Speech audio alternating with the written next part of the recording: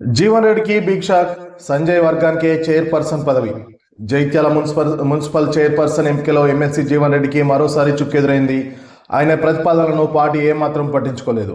పైగా ఎమ్మెల్యే సంజయ్ కుమార్ వర్గానికి అధిష్టానం ప్రాధాన్యత ఇవ్వడమే కాకుండా ఆయన వర్గానికి చైర్పర్సన్ అవకాశం ఇవ్వడం కాంగ్రెస్ పార్టీలో తీవ్ర కలకలం రేపింది. దశాబ్దాలుగా పార్టీని నమ్ముకున్న సీనియర్లను పార్టీ పక్కన పెట్టడంపై జీవన్ రెడ్డి వర్గం తీవ్ర అసంతృప్తి వ్యక్తం చేస్తుండటంతో జిల్లా రాజకీయాల్లో వర్గపోరు ముదిరిన విషయం తెలిసిందే.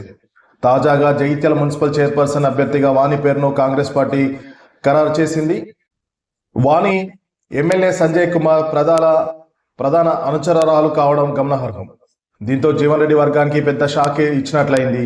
గత కొంతకాలంగా మున్సిపల్ పీఠంపై తన పట్టు నిలుపుకోవాలని ప్రయత్నిస్తున్న జీవన్ రెడ్డికి ఈ పరిణామం మింగుడు పడని అంశం అని చెప్పాలి.